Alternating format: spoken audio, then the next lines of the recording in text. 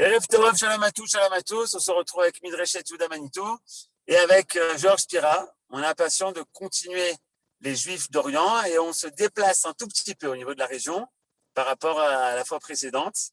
Et on continue, toujours dans le même coin. Georges. Merci beaucoup, Johan.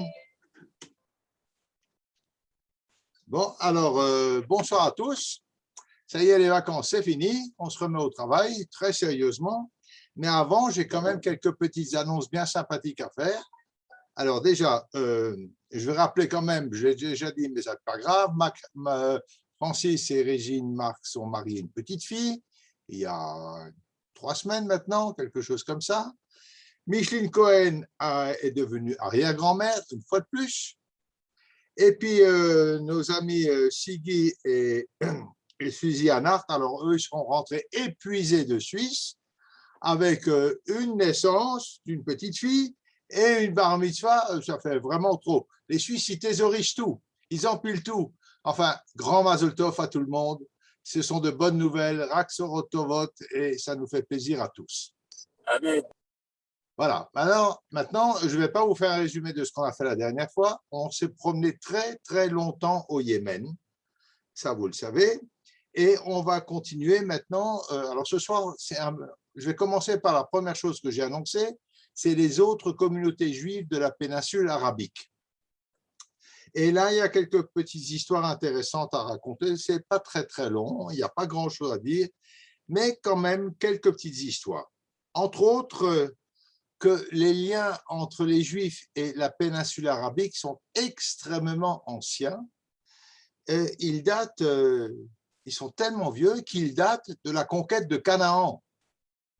Donc, vous vous rendez compte, c'est à l'époque de Yoshua, après la sortie d'Égypte. Et en effet, il y a une population juive qui s'installe dans la péninsule arabique, petite population, et notamment, il y a un monsieur que vous connaissez, vous en avez entendu parler assez souvent, il s'appelle Moshe Rabbeinu, son beau-père s'appelait Yitro, et Yitro est prêtre de Madian, et Madian est situé en Arabie du Nord, dans le nord de la péninsule arabique, c'est-à-dire vers là, dans cette région-là. D'ailleurs, c'est une région très importante qu'on appelle le Hedjaz, dont on aura encore à reparler à de nombreuses reprises. Donc, Yitro, le beau-père de Moïse, est originaire d'Arabie, de la péninsule arabique.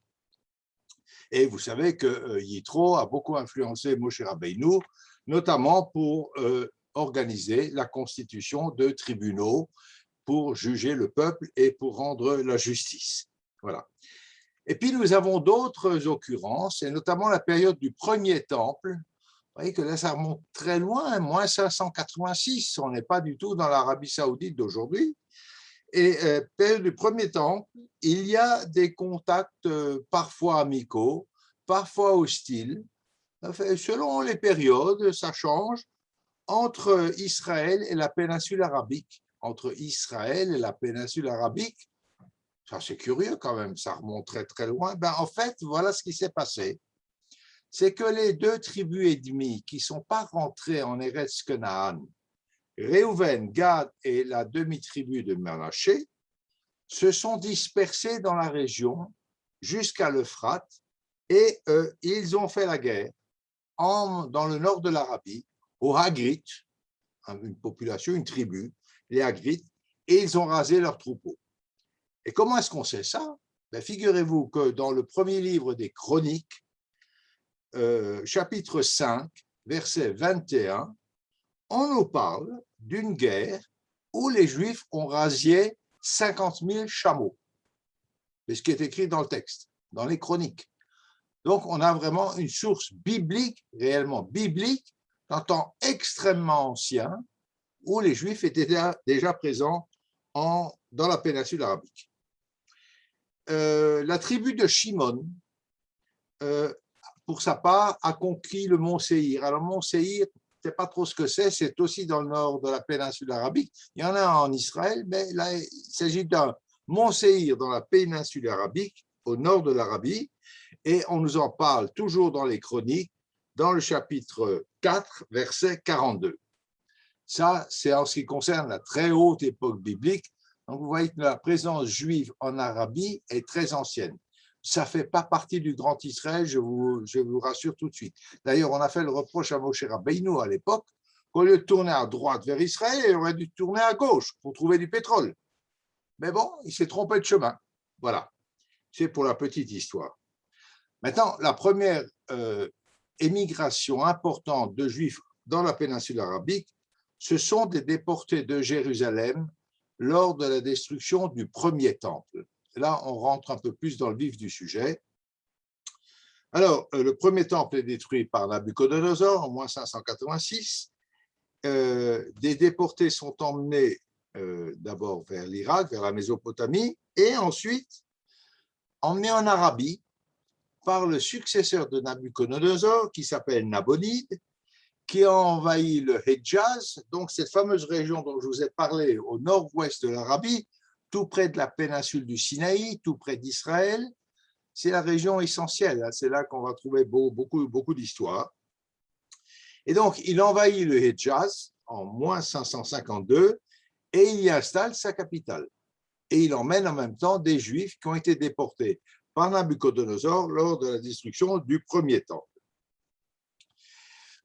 Il y a une deuxième vague plus importante d'immigration vers l'Arabie lors de la fin du 1er siècle, lors de la destruction du deuxième temple. Donc là, nous sommes déjà en plus 70, où des Juifs fuient des persécutions romaines et forment de très grandes communautés, très grandes, de belles communautés, dans l'oasis du Hedjaz, de nouveau. Il s'agit des communautés de Khaïbar, de Taïma et de Yatrib. Alors ça, c'est des noms que vous avez entendus. Khaïbar, on va y revenir très longuement, mais pas maintenant. Et Yatrib qui deviendra Médine. Médine, c'est Medina du Mahdi, le pays du prophète. Voilà. Et puis, il y en a aussi qui, lors de cette fuite, qui vont s'installer dans le sud de la péninsule arabique, c'est-à-dire au Yémen. Ça, nous l'avons déjà étudié. La Mishnah, dès le IIe siècle, est parfaitement au courant de cette communauté juive installée en Arabie, dans la péninsule arabique. Et ces juifs dits arabes dans la Mishnah intéressent énormément les rabbinim de la Mishnah qui nous en parlent à différents endroits. Ils sont assez importants à telle enseigne que des rois juifs vont gouverner le royaume de Himyar. Je ne m'étendrai pas là-dessus, nous l'avons largement vu, entre le 4e et le 6e siècle. Le premier roi himyarite s'appelle Abikarib, c'est un polythéiste converti au judaïsme et son projet était d'essayer d'unifier la péninsule en mettant une seule religion qui assurerait l'unité de la population de la péninsule. Ils vont donc régner de 380 à 520, donc un royaume juif, et après, c'est toute l'histoire qu'on a racontée sur le Yémen. Il y a aussi, dans l'Arabie antique, des juifs d'origine judéenne, bien sûr, ça nous venons de le voir, aussi des juifs récemment convertis, c'est le cas des Himyarites dont je viens de vous parler, et puis il y a des craignants Dieu, c'est-à-dire des gens qui ont la notion de ce qu'est le monothéisme, qui pratiquent le judaïsme sans pour autant s'être convertis au judaïsme. Alors, toute cette population juive, relativement, ce n'est pas important par rapport au peuple juif, mais en Arabie, qui est une région assez peu peuplée, ils ont une influence assez marquante dans l'histoire, notamment dans l'histoire de l'islam. Alors, le professeur Georges Bensoussan, qui est un homme brillantissime, refuse de parler de juifs arabes parce que, et il a tout à fait raison, les juifs n'ont jamais été acceptés, intégrés, ce n'est pas le mot, mais acceptés par la population arabe.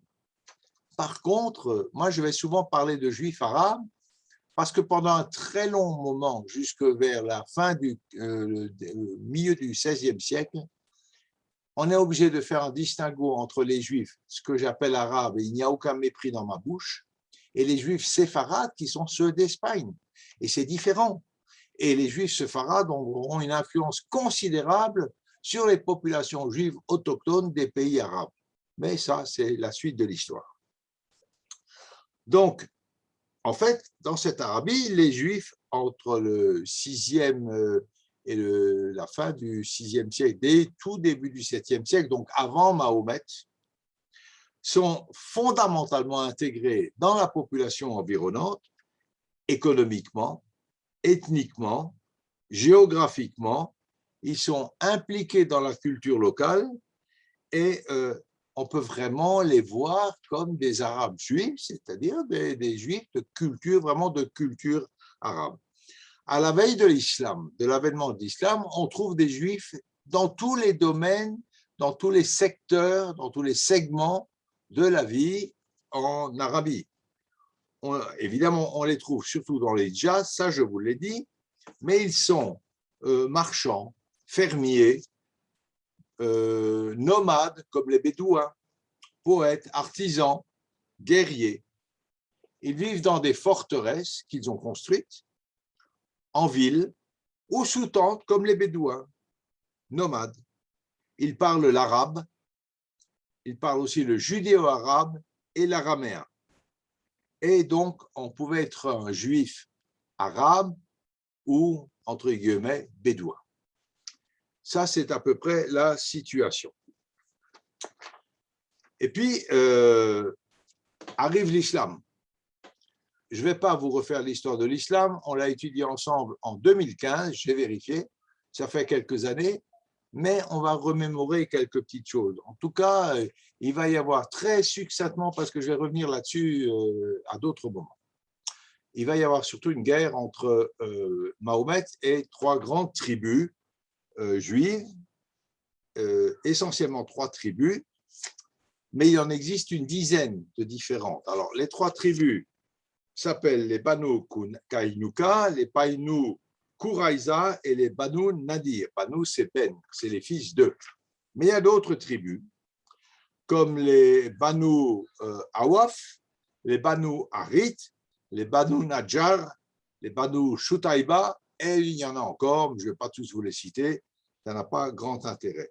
Ce qui est important de retenir, c'est que les 3 grandes tribus ont refusé le message de Mahomet. Ils ne le reconnaissent pas comme prophète et puis ça va mal se passer. Il va y avoir une bataille, la bataille de Badr, où les Banu Kanuika seront expulsés. Plus tard, les Banu Nadir seront expulsés à la faveur de la bataille de Uhud. Ils se réfugient massivement à Kaïbar. Kaïbar, c'est au nord de la Mecque, dans le Hejaz. Et ils seront là-bas vaincus en 629. Voilà. Je ne m'étends pas plus là-dessus. On sera amené à y revenir à de multiples occasions. Sachez quand même que les Banu Quraïza, après la bataille qu'on appelle la bataille des fossés, vont être enterrés vivants, enfin, laissant dépasser la tête pendant 3 jours sur la place centrale de l'Oasis, et ils seront ensuite décapités devant Mahomet. Il y aura 900 morts. Les femmes, les enfants seront réduits en esclaves, vendus ou soumis. Voilà. La bataille du fossé à Kaïbar, avec les Quraïza, est menée par un non-juif polythéiste qui s'appelle Abu Sufyan et qui s'oppose catégoriquement au message de Mahomet. Et il est soutenu par cette tribu juive, et c'est d'où tout ce drame qui va se dérouler. Voilà, on reviendra à tout ça dans une perspective différente, mais peut-être pas forcément ce soir. Alors, après ces épisodes, il semblerait qu'il n'y a plus grand-chose comme communauté juive en Arabie. Quand Mahomet aura passé là-dessus, il n'y a plus rien. Il reste encore quelques petites communautés qui vivent dans des conditions très difficiles, notamment à Kaïbar. Et le grand voyageur que vous connaissez, Benjamin de Tudel, nous fait une description. Son voyage se situe en 1165. On est donc là à peu près 400 ans après, 500 ans après l'avènement de l'islam. Il s'est arrêté pour rencontrer la communauté juive de Taïma et celle de Kaïbar. Il visait également El Katif. Donc, on a déjà là 3 communautés, mais il les décrit comme des communautés extrêmement misérables, très pauvres et très peu cultivées. On a oublié beaucoup de choses, mais 5 siècles se sont passés de domination musulmane. Évidemment, la situation n'est pas facile.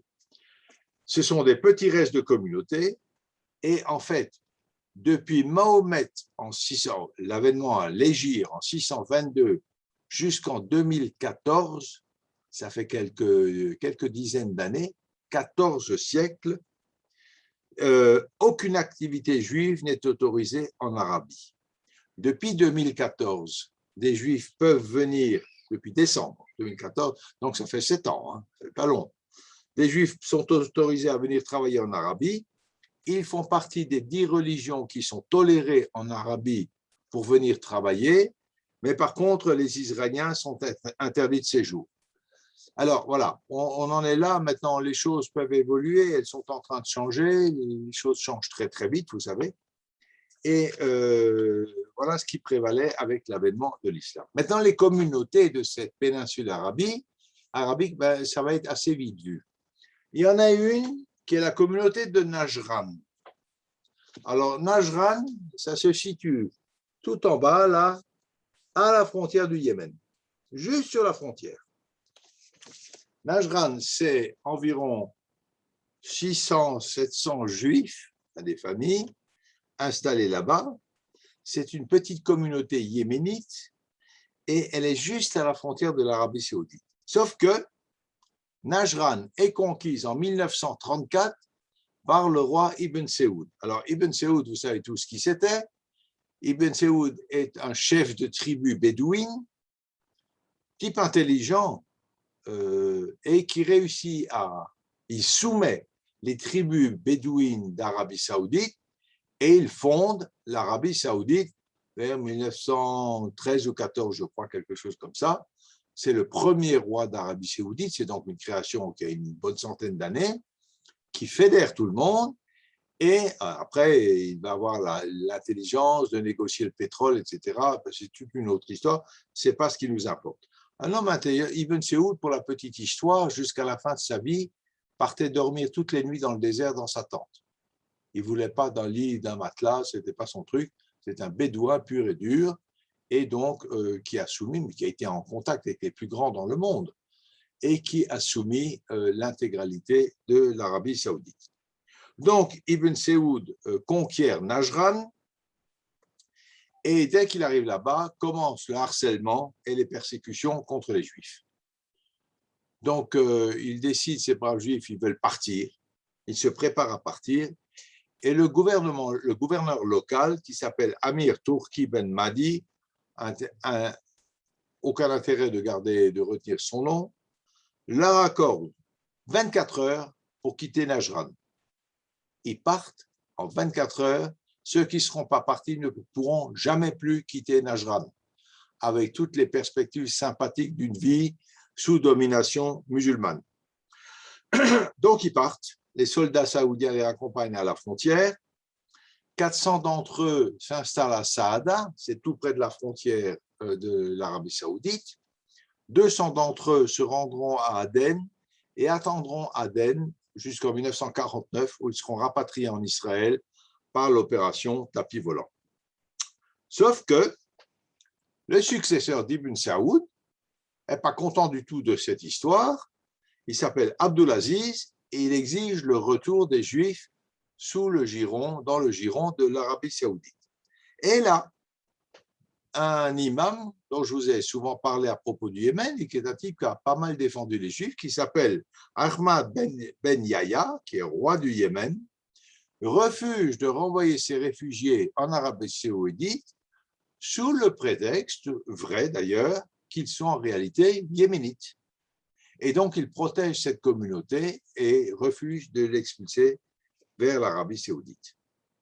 Voilà pour Najran. Autre pays, autre communauté de l'Arabie saoudite, elle est aussi assez importante, c'est Oman. Alors, Oman, c'est la suite. Là, nous avons le Yémen. Oman, c'est la suite, ça vient ici. Voilà. Un grand pays, Oman, important. Alors, au Oman, il y a des Juifs depuis très longtemps. Parmi ces Juifs qui ont fui Israël ou qui ont été déportés, etc., un certain nombre s'est détaché du groupe du Nord et a émigré vers le sud-est de la péninsule arabique, donc vers Oman. Ils s'inscrivent complètement dans la culture et dans la langue arabe locale. Ils sont d'ailleurs très proches des Juifs yéménites. Et voilà, il n'y a pas grand-chose à dire de leur histoire. Sauf que jusqu'en 1960, avant 1960, un groupe de 5 à 6 000 personnes, ce qui est quand même assez relativement conséquent. Leur vie est correcte parce que le sultanat d'Oman a toujours été extrêmement tolérant. Mais malgré tout, en 60, ils vont quitter Oman et viendront tous, très majoritairement, s'installer en Israël. Oman je vous ai dit, est tolérante, c'est assez curieux, mais c'est vraiment à l'inverse de tous les autres pays musulmans. Il n'y a jamais eu de persécution à caractère religieux à Oman ou à caractère spécifiquement anti-juif, ce qui n'a pas empêché pourtant la communauté de partir. Alors, évidemment, l'avènement d'Israël n'a pas arrangé les choses, mais il n'était pas en danger. Quant aux autres communautés de la péninsule arabique, elles sont de création récente, elles n'ont vraiment, alors là, pour le coup, pas d'histoire. Elles datent du XXe siècle, même de la fin du XXe siècle. Il s'agit des Émirats arabes unis. Alors, vous connaissez la carte, tout ça, ça se passe dans cette région-là. Voilà, c'est tout ce petit coin-là. Il y a les Émirats arabes unis qui aujourd'hui ont célébré leur première bar mitzvah. Vous avez vu ça dans les journaux aussi. Vous voyez que l'histoire, elle avance, elle bouge tout le temps. Il y a Koweït, il y a le Qatar et il y a Bahreïn. J'en aurais fini avec la péninsule arabique en vous donnant encore une liste de noms. Je ne veux pas que vous les reteniez, ça n'a pas d'intérêt. Si, ça a certainement un intérêt. En fait, c'est très compliqué. Simplement pour vous dire que ce n'est pas non plus une terre tout à fait vierge de culture, loin de là. Voilà quelques noms, quelques personnalités de la péninsule arabique qui ont marqué le judaïsme. Le premier d'entre eux, c'est Samawal, donc Samuel en fait, Samuel ibn Adiyah. C'est un poète du VIe siècle en Arabie. Il est très lié avec un autre poète qui est considéré comme un des plus grands poètes de la période pré-islamique, qui s'appelle Ismail Qaïs, et dont les textes sont encore lus aujourd'hui. Samawal ibn Adiyah. Un deuxième, c'est Kab ibn al-Ashraf, ce n'est pas des noms très alsaciens, poète du 7e siècle lui aussi. Par contre, lui, il a une histoire politique. C'est un des chefs des Banu Nadir, donc une des populations juives, une des tribus juives installées à Yatrib, donc Médine. Il est apparenté à la tribu des Kouraïch par son père qui était païen, polythéiste. Et de cette tribu des Kouraïch était issu Mahomet. Seulement, M. Ibn al-Ashraf, il a la mauvaise idée de se moquer de Mahomet quand il arrive au pouvoir, en tout cas quand il monte. Il est originaire de ces tribus, il le chahute là-dessus, évidemment, il rappelle ses origines. Vous savez, quand on devient un homme puissant, on n'aime pas très souvent qu'on vous rappelle vos origines, parce qu'elles ne sont pas toujours très reluisantes. Et il compose un certain nombre de poèmes satiriques, et Mahomet, très fâché, tout simplement, il règle le problème, il le fait assassiner. C'est notre deuxième personnage. Un troisième est un poète juif également du 7e siècle qui s'appelle Sahaya ibn Uraïd. Un autre personnage du 7e siècle s'appelle Al-Rabi ibn Abu al-Khaïk. Excusez mon accent, il n'est pas excellent. Alors lui, il est de la tribu des Banu Nadir, il vit à Médine également, Et là, par contre, on a une référence que vous connaissez, c'est Moshe ben Ibn Ezra, grand Talmid Chacham d'Espagne, qui le cite comme un des plus grands poètes juifs. Donc, Al-Rabi ibn Abu al-Choukaïk. Un autre encore est Nathanaël ben Ishaya. Alors lui, on le trouve au Yémen au XIVe siècle. C'est un théologien, là c'est un petit peu différent, théologien, un commentateur, et notamment il a écrit un commentaire de la Torah dans un mélange d'arabe et d'hébreu.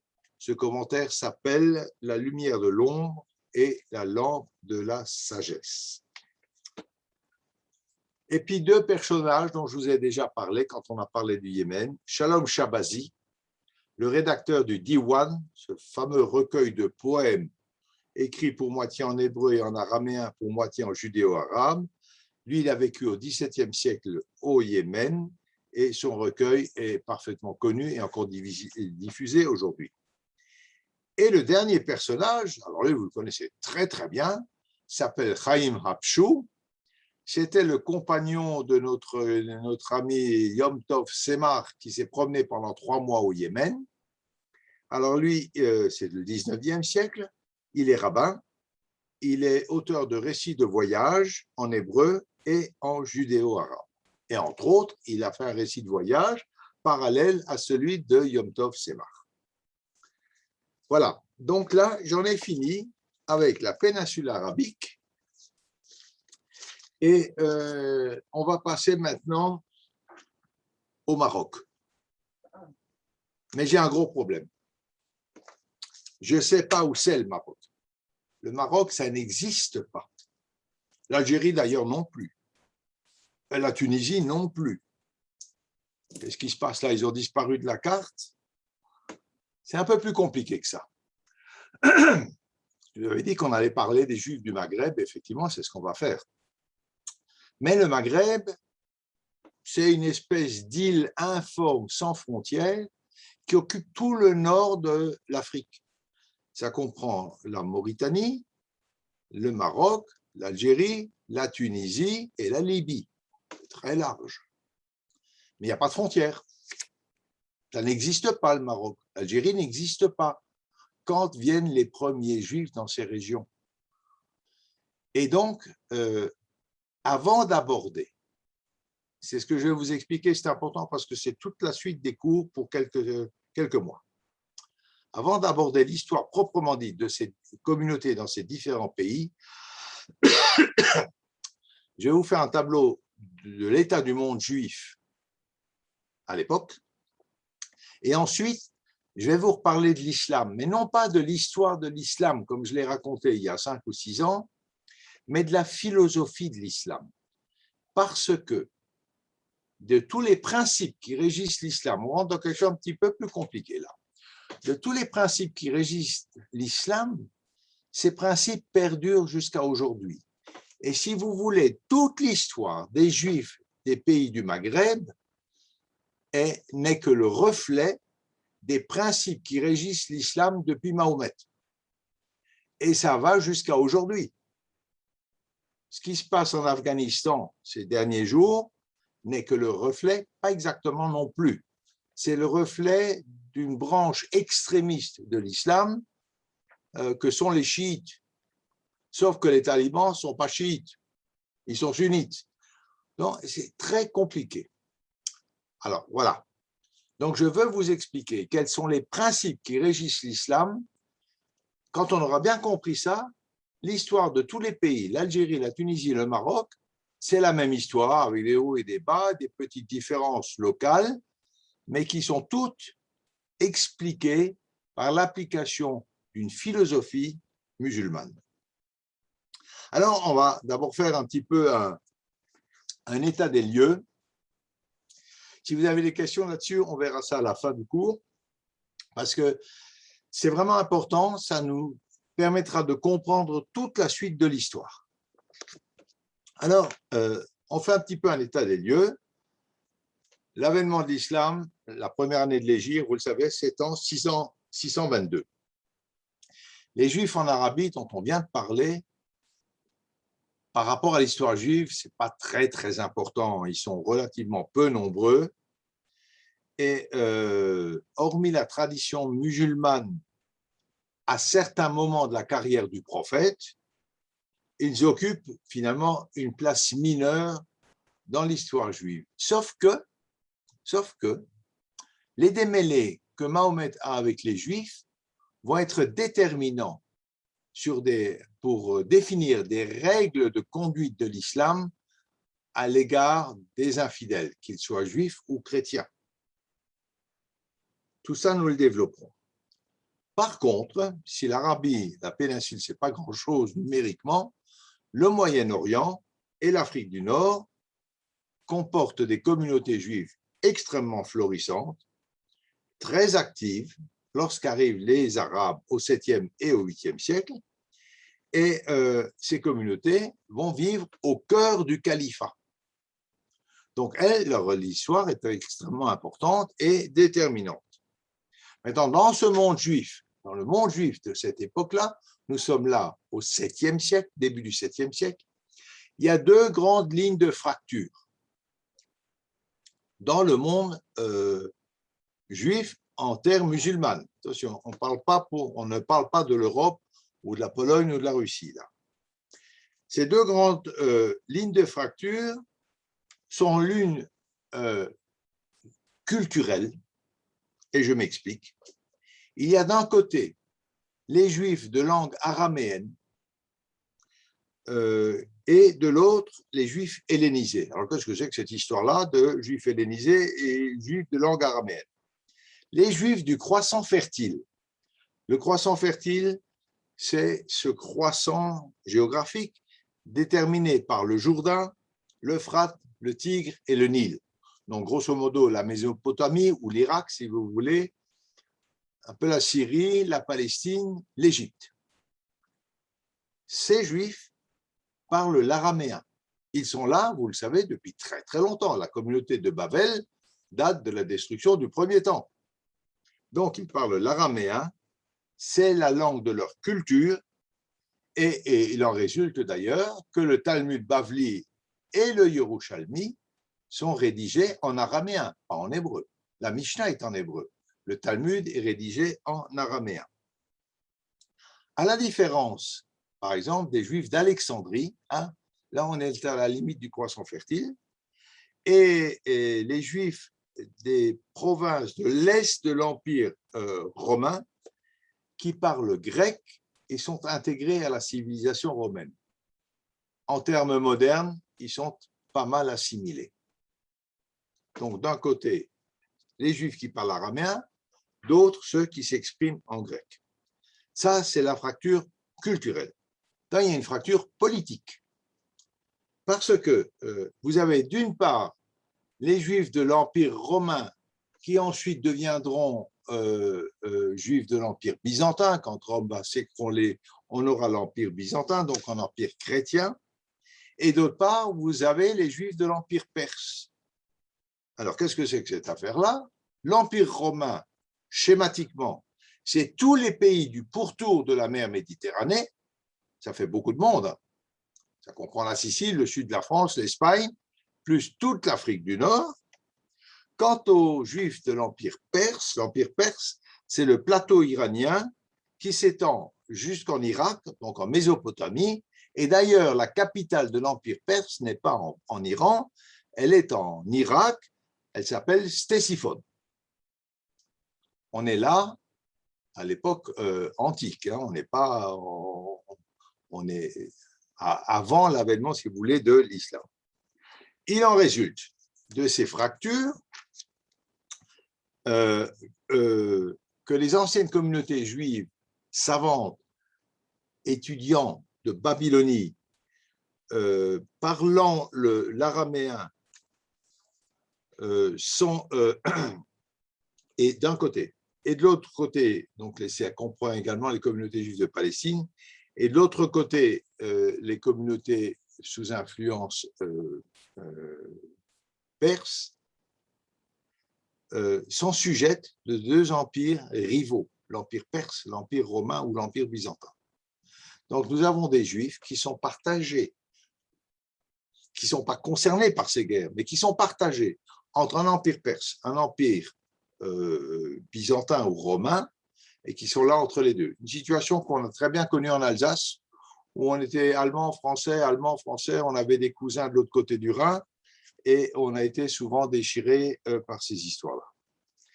Dans tout ça, l'Arabie, notre péninsule arabique, alors ça c'est assez intéressant, n'a jamais été soumise.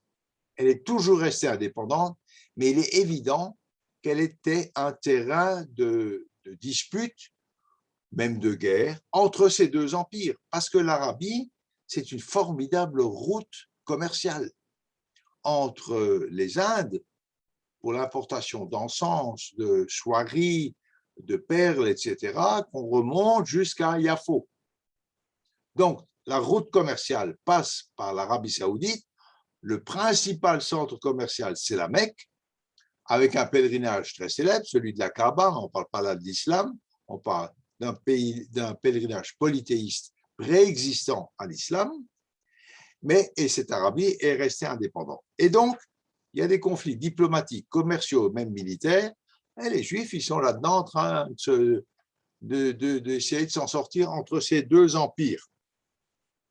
Alors, lors des conquêtes arabes, qui sont extrêmement rapides, entre 623 et 720 à peu près, tout est plié, les conquêtes arabes amènent l'instauration d'un califat unique, donc un seul empire, qui va unir le Maghreb et le Mashrek. Alors, pourquoi je dis Maghreb et Mashrek? Mashrek, c'est le croissant fertile, donc le monde romain et le monde araméen, si vous voulez, le monde grec et le monde araméen, tout ça va être unifié, et ces deux mondes étaient séparés depuis Alexandre le Grand. Ça fait pas mal de temps quand même.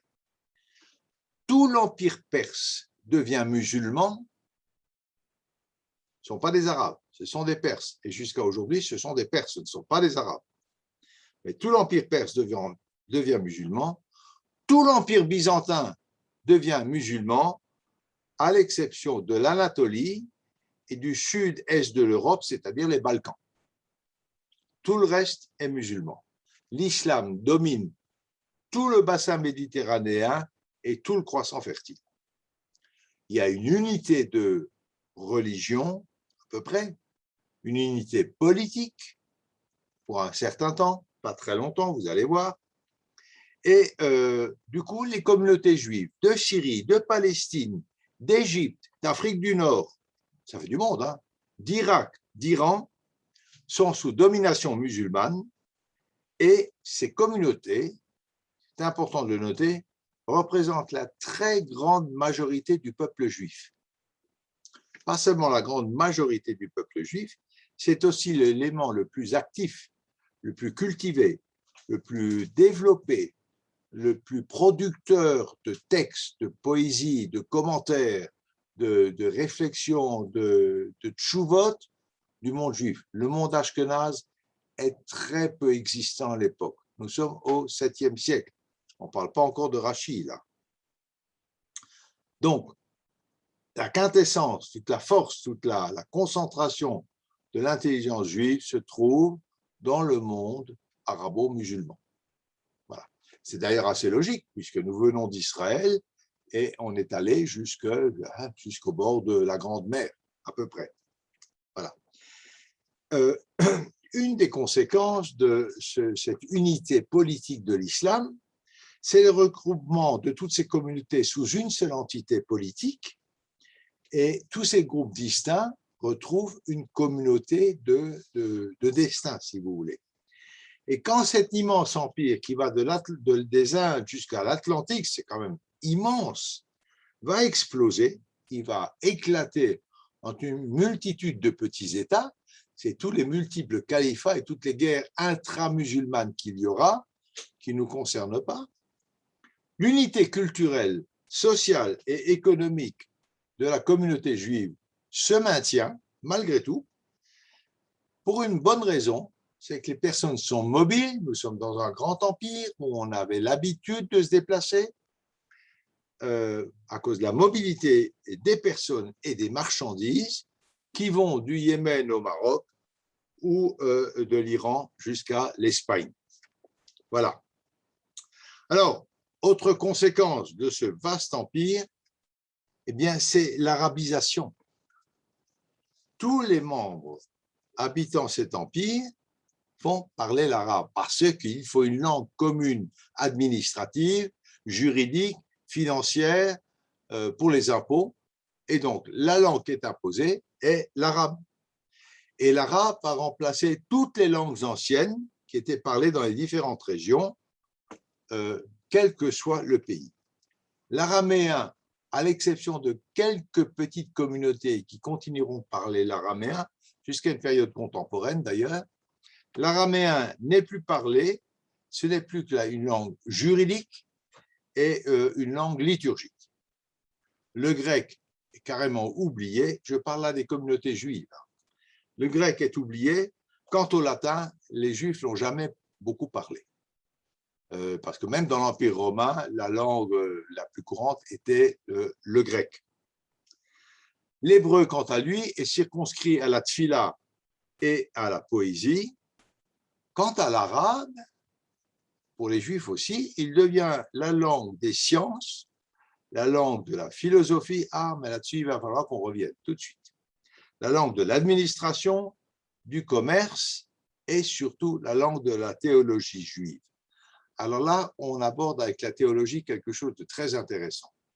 Vous avez deux grands philosophes juifs.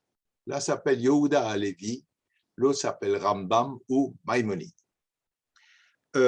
Yehuda Halevi a écrit ses poèmes en hébreu. Rambam a écrit le Mishneh Torah en hébreu, donc le Shulchan Aruch de Rambam. Mais quand il traité juridique, mais quand il s'agit d'exprimer leurs idées philosophiques, l'un comme l'autre vont écrire leurs textes en arabe.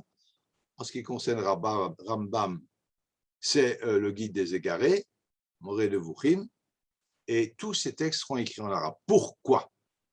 Et là, on touche à quelque chose d'intéressant. Dans l'histoire des Juifs, c'est de deux choses l'une. Ou culturellement, on est intégré à la société environnante, on parle la même langue et on adhère pour l'essentiel aux valeurs culturelles environnantes. C'est le cas aujourd'hui de l'Europe ou des États-Unis. L'autre possibilité, c'est qu'on se distingue linguistiquement et culturellement et que ces différences par rapport à l'entourage font que les Juifs ont un cheminement un peu original qui leur est propre. Et ces communautés-là emploient un langage particulier. Ce sera le cas du judéo-espagnol dans le monde séfarade ou du yiddish dans le monde russo-polonais.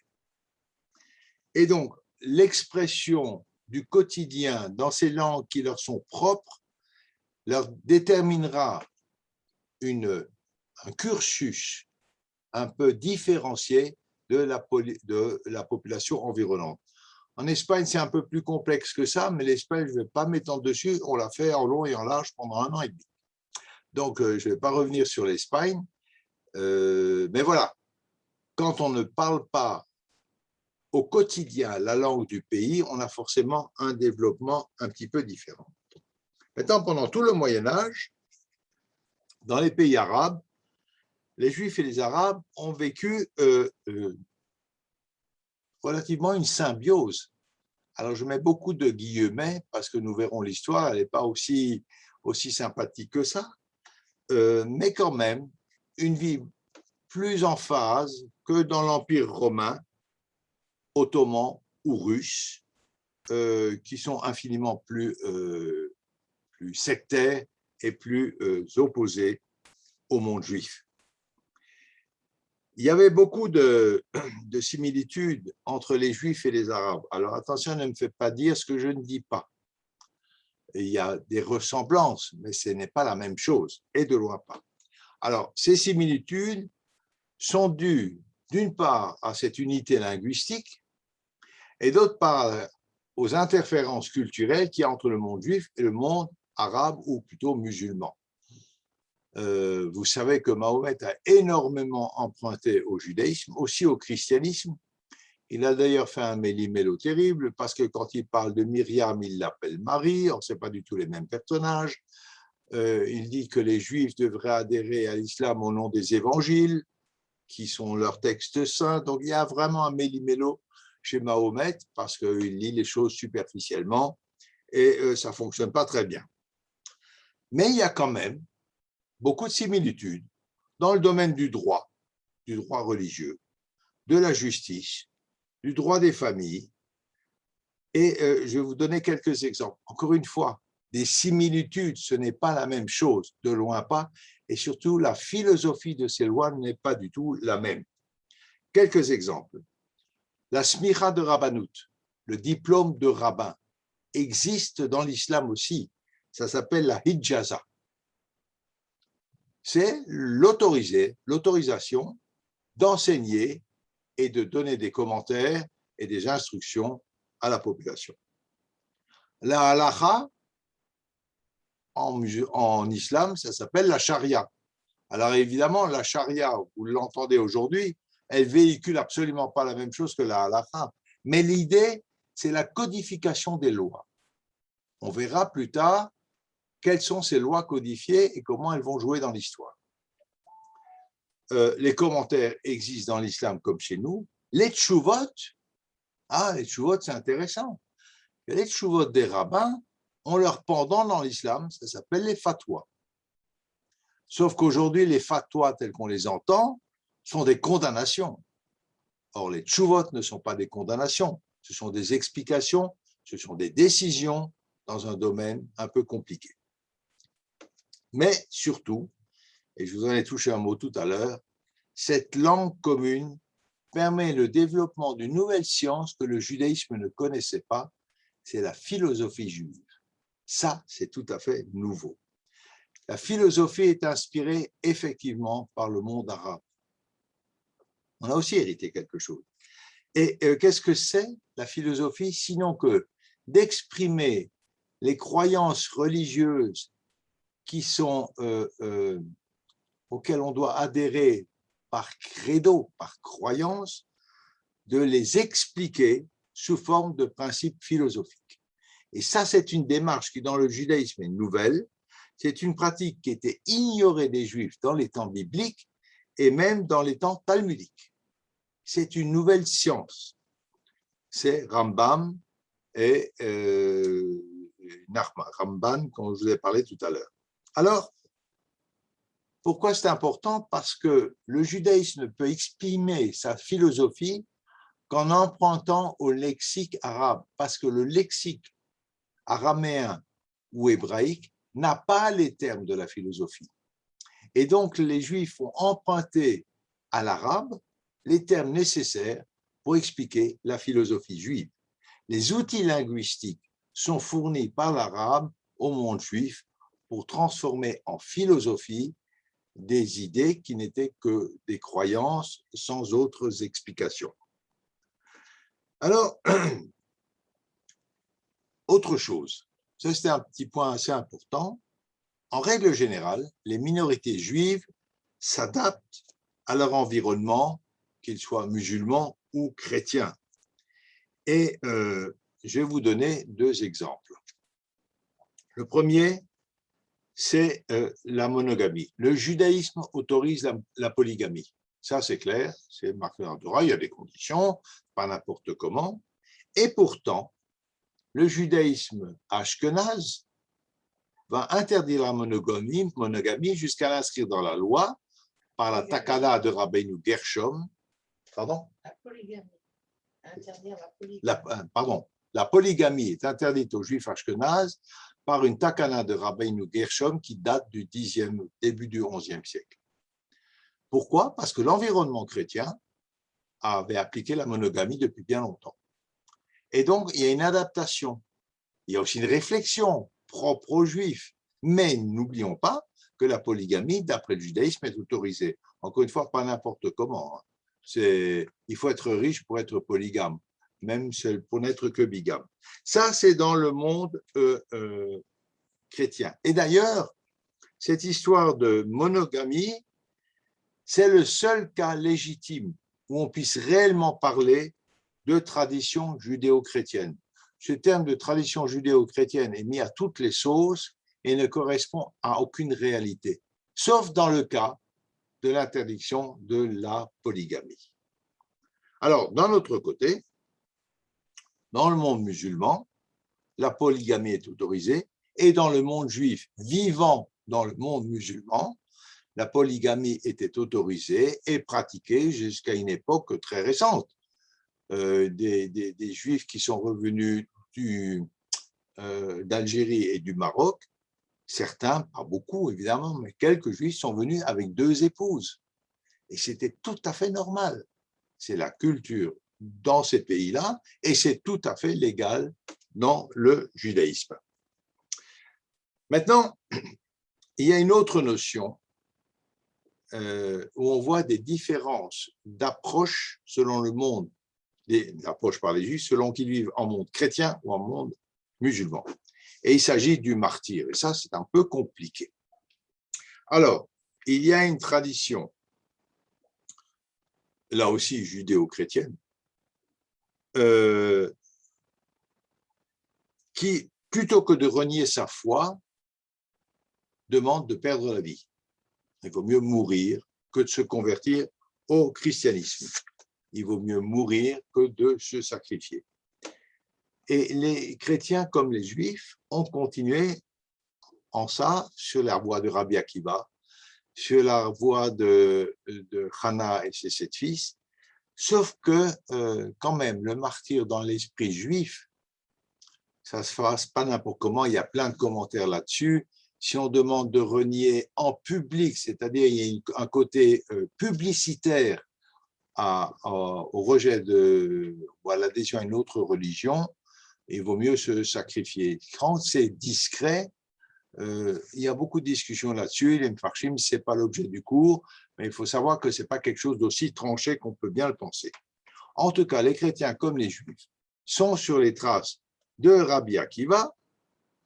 Et pour les chrétiens, ils ont souffert pas mal de martyrs au début du christianisme, notamment à Rome et dans les arènes de Rome, mais ils ont été très, très doués pour nous appliquer des occasions de martyrs en terre chrétienne.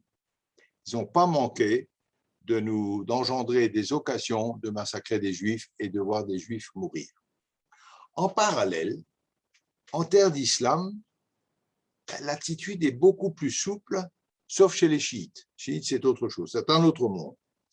Il y a un verset dans le Coran qui dit « pas de contrainte en religion ». C'est tellement vrai d'ailleurs que Rambam Maïmonide, c'est pas n'importe qui, s'est converti à l'islam à Cordoue, s'il n'avait pas le choix, c'était ça, on lui coupait la tête, et arrivé en Égypte, l'émir en Égypte a dit cette conversion a été forcée, il a le droit de retourner au judaïsme. Ce qui, dans le christianisme, est absolument impensable. Pensez à l'affaire Mortara ou à l'affaire des enfants Finali. Dans certains cas, l'islam a permis ce retour. Pas souvent, je vous rassure tout de suite. Mais quand même, c'est possible. Dans le christianisme, c'est carrément théologiquement impossible. Alors, ça, c'est le martyr juif. Mais l'islam connaît aussi le martyr. Mais le martyr dans l'islam est diamétralement opposé au martyr juif. Le martyr dans l'islam s'appelle un shaïd. Et le shaïd, il ne meurt pas pour garder sa foi, il meurt sur le champ de bataille pour imposer sa foi à d'autres peuples. C'est tout à fait autre chose. Ça n'a rien à voir. Ça n'a rien à voir. La guerre sainte, telle que conçue dans l'islam, n'a rien à voir avec la guerre sainte chez nous. Alors vous allez me dire, oui, le djihad, on en reparlera encore chez les musulmans, c'est très important, mais nous aussi on a une guerre sainte. Milchemet mitzvah, c'est marqué dans la Torah. Sauf qu'il y a une grande différence, fondamentale. La guerre sainte, le djihad de l'islam, veut répandre l'islam dans le monde entier. La Milchemet mitzvah chez les juifs veut simplement libérer la terre qui nous a été donnée par Akadosh Baruch Hu, c'est-à-dire Eretz Israël. Il n'y a aucune milchemet mitzvah à aller conquérir l'Égypte, ou la France, ou l'Arabie, je ne sais pas où vous voulez, uniquement pour Eretz Israël. C'est un peu différent quand même.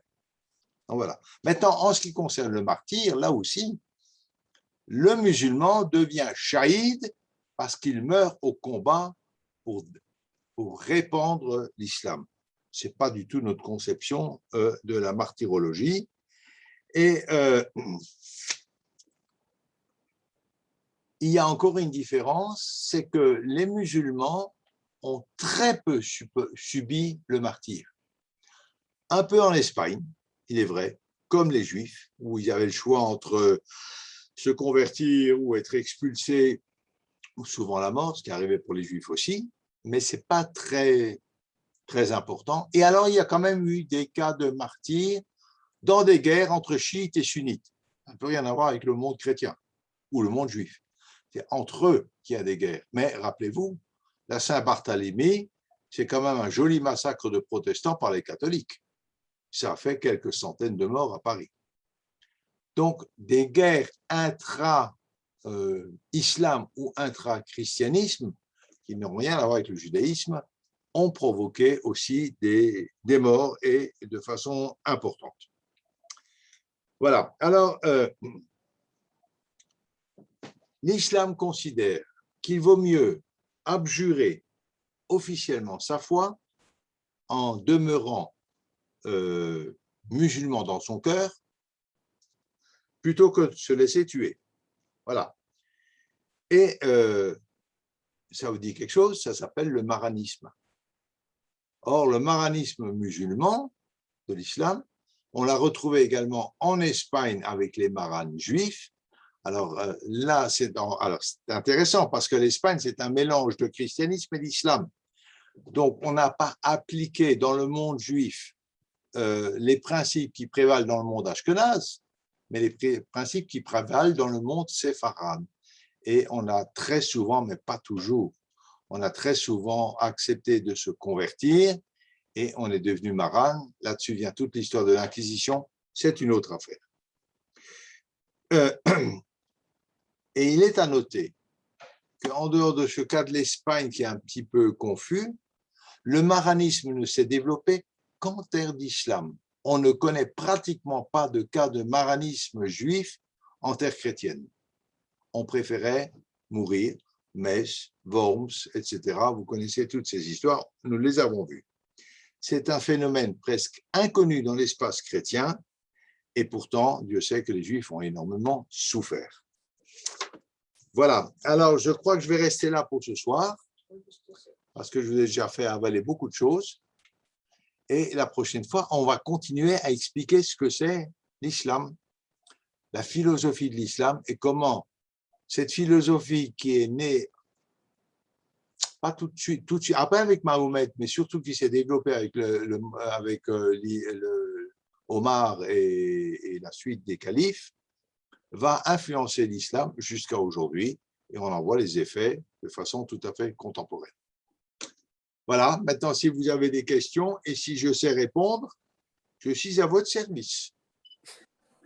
Merci beaucoup, Georges. C'était super, comme d'habitude. Et tu pars un peu dans la théologie musulmane, c'est ça qu'on va parler la semaine prochaine? Oui. Super. Oui, on va rentrer là-dedans pour voir comment les débuts de l'islam, en fait, dans le judaïsme, il a une Torah. Elle est révélée, elle ne bouge pas. On ne change pas un mot de la Torah. Le Coran, ce n'est pas du tout ça. Le courant, il est alternatif. Il est adaptable. Et notamment au début, on l'a considérablement adapté. Et surtout, le Coran tel que défini par le calife Omar n'a rien à voir avec le Coran, pas rien à voir, mais très différent de ce qui a été imprimé ou impulsé par Mahomet, parce qu'on s'est adapté à autre chose. Pour vous donner rien qu'un exemple, Mahomet n'a jamais songé à sortir de l'Arabie. Pour lui, il fallait que l'Arabie le reconnaisse comme prophète et comme Messie, point, c'est tout. C'est après qu'est venue l'idée de répandre le Coran dans le monde entier. Et ça a déterminé une théologie et des lois totalement différentes. Voilà, c'est ce qu'on va un peu expliquer et ça nous expliquera la vie des Juifs dans les pays musulmans. Super, donc on laisse ça pour la semaine prochaine.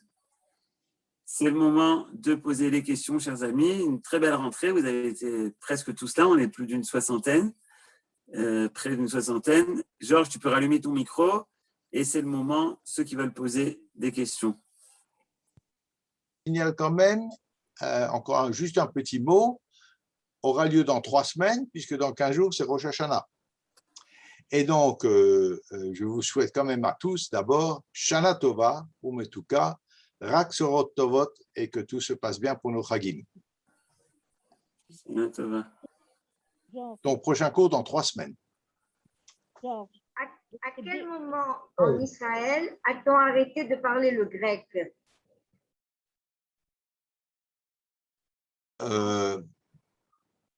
Je ne veux pas dire de bêtises, mais je pense que ça, on l'a parlé jusqu'à la destruction du Bayit Sheni. Donc, la différence, la coupure araméen et grec, elle n'est pas valable pour Israël. Mais oui et non, parce que l'araméen a perduré en Israël pour tous les textes religieux, et alors que le grec a fini par disparaître. Avec l'expulsion, majoritairement l'expulsion des Juifs de Palestine. Pas oublier que après la destruction du Bayit Sheni, très peu de temps après, avec Adrien, les Juifs ont été expulsés de Jérusalem jusqu'à l'arrivée d'Omar, justement, qui a permis aux Juifs de revenir s'installer à Jérusalem. C'est assez curieux. Beaucoup. Merci, très intéressant. Merci. Autre chose, je vous ai un peu noyé, je vous ai un peu saoulé ce soir. Non, j'ai une question là.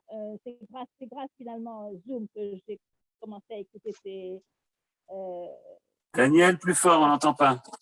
Bon, c'est grâce au Zoom que j'ai commencé à écouter. Je ne connaissais pas avant. J'ai pas compris. J'ai pas compris. Daniel, ça ne va pas du tout. On ne t'entend pas. Il faut que tu te déplaces. Je sais pas. J'ai dit c'est grâce au Zoom. Vous m'entendez maintenant? Ah, Pas bien. pas bien, pas bien. On essaye, on essaye. Je vais le faire sur mon téléphone. C'est vite. C'est bizarre parce que normalement on m'entend. Vas-y, tu dis que quoi, grâce au Zoom? Oui, c'est grâce au Zoom que j'ai découvert Georges. Oui. Alors, est-ce que ces cours d'avant, 2015, de 2015, etc., est-ce qu'ils sont enregistrés ou en livre ou quelque part? Parce que moi, ça m'intéresse, c'est ça. Si quoi est en ligne? Est-ce que tes cours précédents, Georges, les cours que tu as donnés avant d'être en Zoom, est-ce qu'ils ont été enregistrés? On peut les retrouver? C'est ça qu'elle demande, Daniel. Non, je ne crois pas. Moi, j'ai des enregistrements, mais je les ai sur un petit appareil. Hein. Ah, la Midreshet, peut-être. Bah oui, Cécile, on va être en lien avec Cécile, on va essayer de les… Et je ne suis pas sûr, hein, parce qu'avant le Zoom, moi, je faisais cours chez moi à la maison et je ne passais pas par la Midreshet. Oui, mais ça ne nous empêche pas que tu peux nous les donner et ils pourront être en ligne sur le site de Moi, je Midreshet. vous donne volontiers ce que j'ai, il n'y a pas de problème. Je n'ai pas commencé à enregistrer tout de suite au début quand j'ai fait des cours, mais ça doit faire bien 4-5 ans que j'enregistre. Bah, super. Donc, ce que j'ai, je vous le donne très volontiers, il n'y a pas de problème. Tu n'as pas écrit de livre? De livre d'histoire? Pardon? Tu n'as pas écrit de livre d'histoire? Ah non, non, non, non, non. Non, non. Ce n'est pas dans mes compétences. C'est bientôt, juste après. Oui, oui. Après Rosh Hashanah, tu commences. Oui, c'est ça. Alvaï que je prépare déjà mes cours. Merci beaucoup, Georges. Avec plaisir. D'autres questions? Merci, Shavua Tov.